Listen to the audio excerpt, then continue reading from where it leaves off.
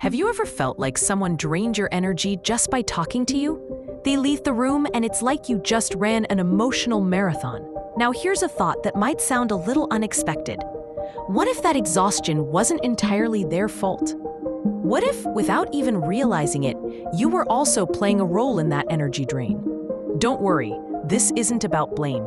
It's about awareness. Carl Jung, yes, the same Jung who spoke of archetypes, the shadow, and the collective unconscious, believed that every human interaction is an exchange of psychic energy, and that energy has a name, libido. Not libido in the sexual sense, like Freud, but libido as the vital force of your consciousness. Today, you'll discover why certain people leave you completely drained, and why it might have everything to do with your own inner conflicts. Even more, I'll show you how to protect your energy, and maybe realize that in some cases, you might be the one draining others too. If that sounds like something you need to hear, if you're ready to understand how to protect your vital energy and evolve emotionally, hit subscribe and turn on notifications, because this video might just change the way you experience your relationships. Let's start by making something clear. This isn't just about avoiding negative people or staying away from drama. That's a surface-level solution. What we're really talking about here is a deep psychological mechanism that affects every single relationship in your life, whether you notice it or not. Carl Jung believed that the psyche isn't just a product of thoughts and emotions. It's an energetic system. Sometimes the charge is balanced. You give and receive in harmony. Other times, one phone ends up drained, while the other walks away fully charged. But why does that happen? Jung explained that our interactions are often hijacked by parts of the psyche we're not even aware of. Things like repressed emotions, unhealed wounds, projections, and shadow traits. These unconscious patterns are like hidden apps running in the background, sucking your battery without you realizing it. Here's a question for you. Have you ever noticed that some people constantly attract drama? Or that being around certain individuals feels like walking on eggshells? That's not coincidence. It's energy dynamics in motion. And here's the twist. Sometimes you are the one leaking energy, not because you're broken, but because parts of your unconscious are still unresolved. That inner pressure spills into your relationships in subtle, unintentional ways. So this isn't about judgment. It's about liberation through understanding. Imagine you have a backpack full of emotional weight. You've been carrying it for so long, you don't even notice it's there. But every conversation, every reaction, every time someone triggers you, that backpack opens and spills a little. Now picture someone else doing the same.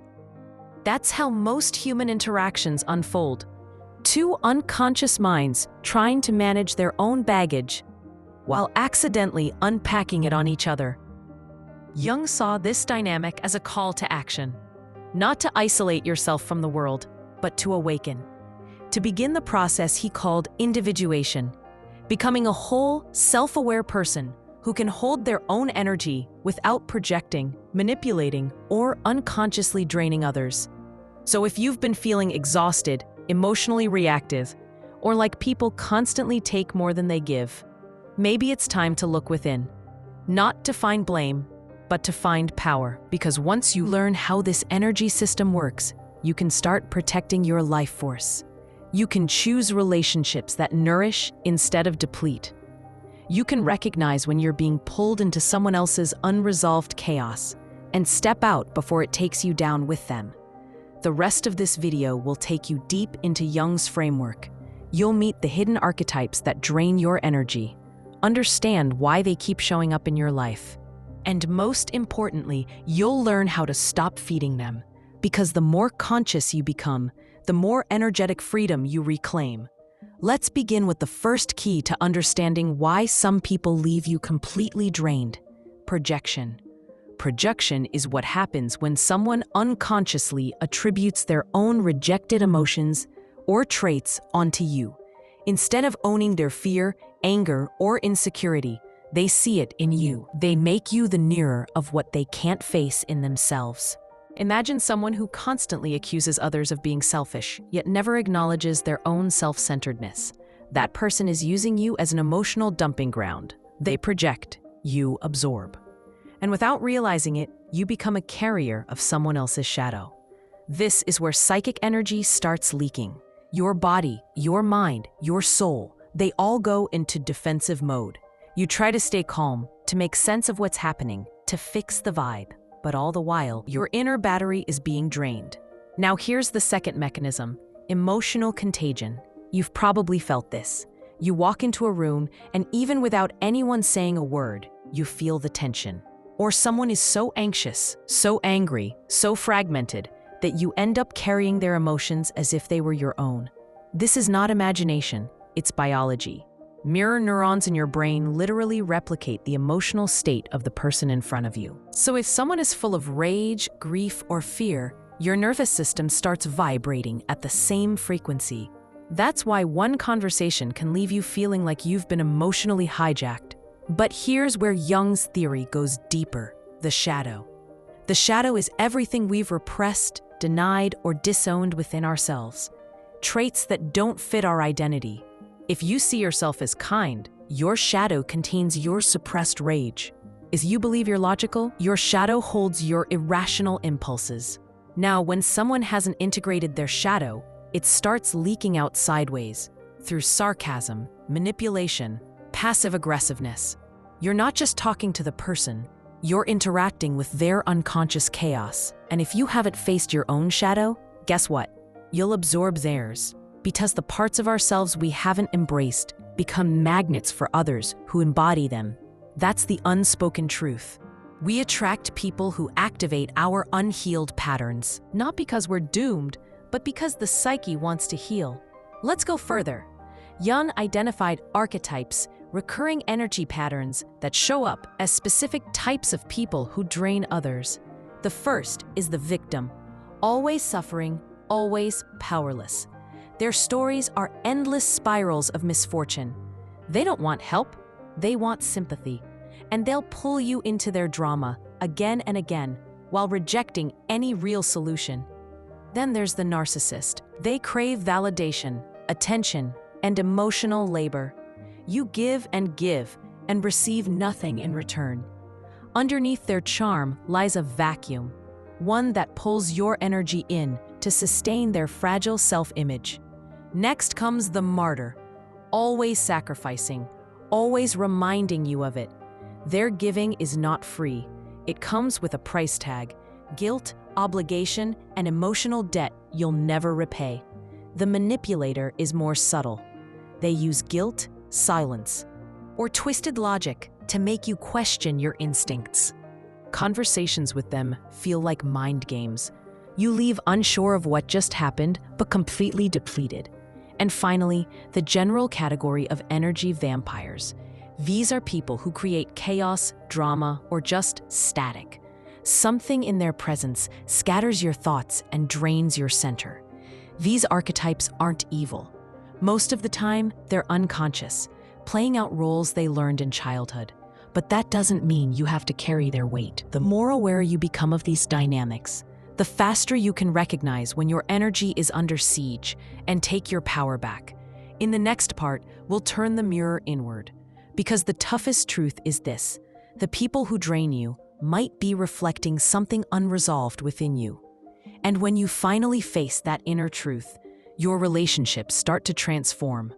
Now let's turn the mirror around. It's easy to point to others and say, they're draining me. But what if, just for a moment, we asked, when am I the one draining others? Before you flinch, remember, this isn't about shame. It's about awareness. And awareness is power. You see, every single one of us has moments when we operate from our wounds instead of our wholeness. Moments when we unconsciously pull energy from others because we haven't yet learned to generate it from within. Maybe you found yourself needing validation a bit too often. Maybe you talk through your stress without noticing how it impacts the other person. Or maybe, when overwhelmed, you shut down emotionally, forcing others to carry the emotional weight of the interaction. All of these are subtle forms of energetic imbalance. let's look at a few internal patterns that open the door to draining dynamics. First, unresolved emotional wounds. If you grew up feeling unseen, you might unconsciously seek constant reassurance. If you were raised in chaos, you might recreate drama just to feel normal. The past doesn't just live in memory. It lives in your nervous system, and until it's healed, it plays itself out in your relationships. Second, people-pleasing and poor boundaries. If you struggle to say no, overextend yourself, or feel guilty for taking space, you're sending an unconscious signal. My energy is available to anyone. I won't protect it. And energy vampires know how to spot that from miles away. Third, lack of self-awareness. If you don't recognize your own triggers, projections, and patterns, you can't see when they're being activated. You end up caught in the same cycles, giving too much, resenting it later, or falling into the same draining dynamics again and again. And finally, the most powerful of all, your shadow. Sometimes the traits that irritate us the most in others are the exact traits we've disowned in ourselves. If someone's neediness frustrates you, maybe you've rejected your own vulnerability. If their anger scares you, maybe you've buried your own capacity to be assertive. This is what Jung meant when he said, "Everything that irritates us about others can lead us to an understanding of ourselves." When you embrace your shadow, not justify it, but acknowledge it, something shifts. You stop attracting relationships that force you to confront it from the outside. You begin to reclaim your energy, not just by avoiding toxic people, but by sealing the energetic leaks within. So what can you do? Jung offered powerful tools, and modern psychology backs them up. Start with self-inquiry. Journal about the people who drain you. What traits do they share? What emotions do they trigger? What's the story you keep reliving through them? Then, build emotional boundaries. Not walls, boundaries. Clear, firm communication about what you will and won't accept. Learn to say no without apology. Learn to walk away without guilt. Next, manage your energy like a sacred resource. Prioritize time with people who replenish you. Practice stillness, creativity, movement, things that reconnect you to yourself. Don't just rest your body, rest your psyche. And most importantly, do your shadow work. Face the parts of yourself that you've been afraid to feel. The anger, the sadness, the envy, the fear. Bring them into the light, not to indulge them, but to integrate them. Because when you own your shadow, it stops owning you. You stop being reactive. You stop leaking energy, and you become a person who uplifts rather than depletes in every interaction. As we close this part of the journey, I'll leave you with this. Energy doesn't lie. If your body contracts after seeing someone's name on your phone, pay attention. If your heart feels heavy after certain conversations, don't ignore that. Your energy is your most honest compass, and you have every right to protect it, direct it, and offer it only where it's truly respected. So here's the real challenge. What if the people draining your energy today are just the beginning of a deeper pattern? What if, beneath every frustrating relationship, there's a lesson your psyche is trying to teach you? Not just how to defend yourself, but how to become whole. Carl Jung believed that every conflict, every projection, every draining encounter was an opportunity. Not to judge others, not to fix them, but to look inward, to awaken. Who siphons it subtly, and who respects it instinctively? And more than anything, notice where you still abandon your own energy. The next video that pops up here might be exactly what you need to go deeper in this journey. Because this isn't just about people, it's about patterns. And once you see them, you're free to change them. Thanks for watching, and I'll see you in the next video.